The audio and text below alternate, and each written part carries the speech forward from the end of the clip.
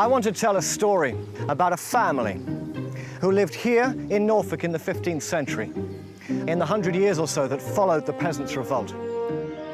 But first of all, it's important to realize what was happening in 15th century England.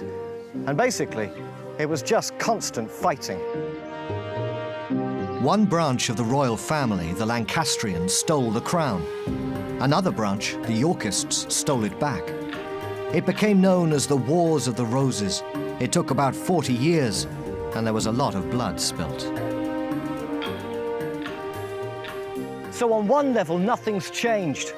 This is still the old-style Middle Ages, the bish-bash-bosh of kings and barons spilling each other's blood. But if you look at the lives of ordinary people, things were changing. And that's what's interesting about this one family, the Pastons.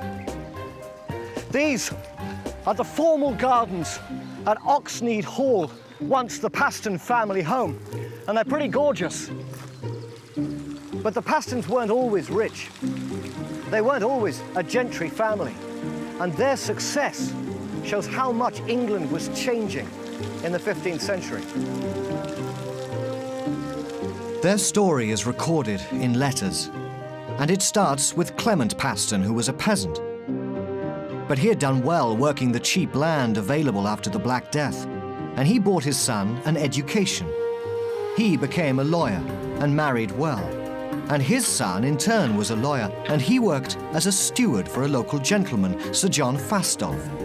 And when Fastolf died, he left his estates to his trusty steward, who was knighted by the king and became Sir John Paston.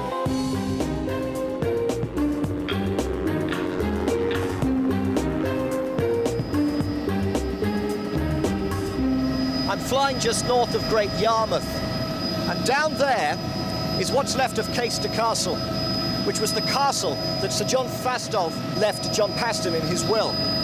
So in just 3 generations, the Paston family have moved from being peasants to knights of the realm, and they've got their own castle. It's pretty good going. But that's not the end of the story.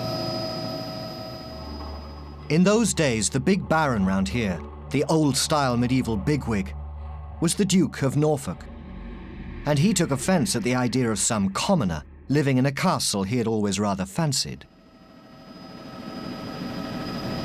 What the Duke of Norfolk did was he turned up with his army and he besieged Caister. He was still stuck in the days when might was right, and he took Caister from the Pastons at sword point.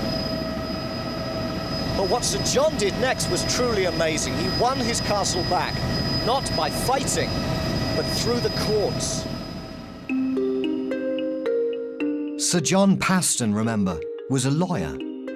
So he used the power of the law to reclaim possession of Caister Castle. In 1470, after 7 years of paperwork, the rogue Duke was beaten. 400 years have passed since the days of the Norman conquest, but in one story you can see how much has changed. Now we've got education, so people can rise through the ranks of society. Now we've got law, so people are protected from tyranny. And the days of the tough toffs were over.